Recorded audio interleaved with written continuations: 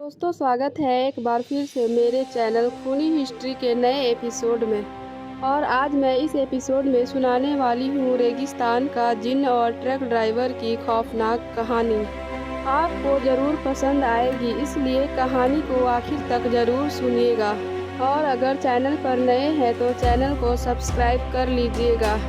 तो चलिए कहानी शुरू करते हैं। रात के अंधेरे में राजस्थान के थार रेगिस्तान से होकर गुजरने वाला एक ट्रक ड्राइवर रवि अपनी मंजिल की ओर बढ़ रहा था। चारों ओर सन्नाटा पसरा हुआ था। सिर्फ ट्रक का इंजन और टायरों की आवाज़ रेगिस्तान को चीर रही थी। वह पहले भी इस रास्ते से गुजर चुका था, लेकिन इस बार कुछ अलग महसूस हो रहा था, जैसे कोई अनदेखी शक्ति उसके साथ चल रही हो।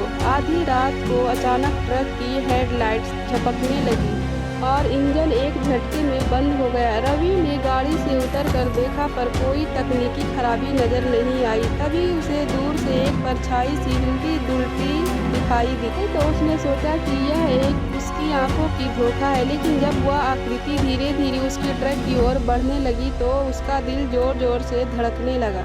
वह आकृति एक लंबी काले चोंगे में लिपटी हुई थी और जैसे ही वह पास आई तो रवि की सांसें थम गई। उसकी आंखें जलती हुई लाल थी और उसकी आवाज़ हवा में गूंज उठी, तूने मेरी जमीन पर कदम क्यों रखा?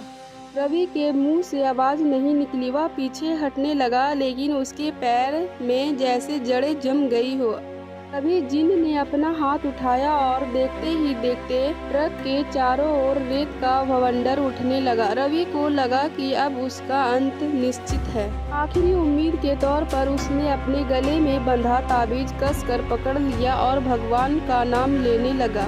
अचानक जिन दर्द से कराह उठा और चीखते हुए गायब हो गया। ट्रक का इंजन अपने आप चालू हो गया और रवि तुरंत ट्रक में बैठकर वहां से भाग निकला। सुबह जब रवि एक ढाबे पर रुका तो उसने वहां के बुजुर्ग मालिक को पूरी बात बताई।